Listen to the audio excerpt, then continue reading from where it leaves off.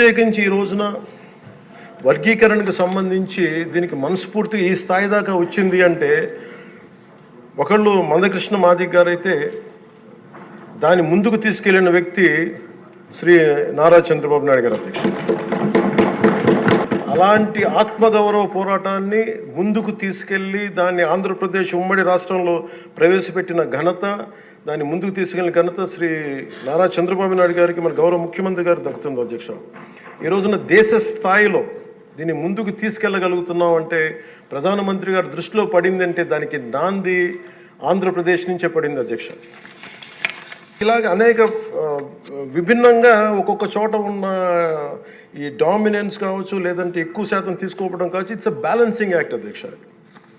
ఇది వీటన్నిటిని గుర్తించి మనస్ఫూర్తిగా ఈ రోజున నారా చంద్రబాబు నాయుడు గారి ఆధ్వర్యంలో ఈ రోజున ఈ ఎన్డీఏ కూటమి ప్రభుత్వం ఈ మా రిజర్వేషన్ వర్గీకరణ బిల్లుని మనస్ఫూర్తిగా జనసేన తరపు నుంచి మనస్ఫూర్తిగా మేమందరం సమర్థిస్తున్నాం అధ్యక్ష. ప్రత్యేకించి నేను మొన్న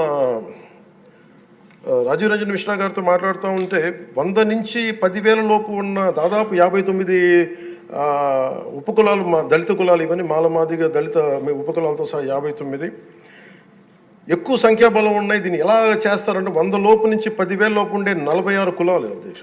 కొన్ని కులాలు దాదాపు 30-40 మంది కూడా ఉన్నారని వారు తెలియజేశారు అధ్యక్ష.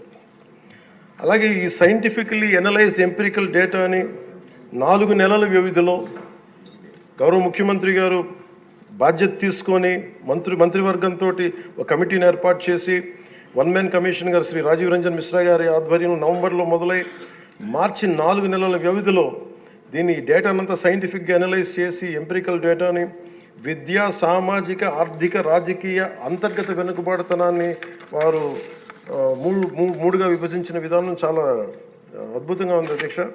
ఇది అందరికీ మేలు చేస్తానని కోరుకుంటున్నాను. మందకృష్ణ గారు వర్గీకరణ ఉద్యమానికి ఆద్యులు.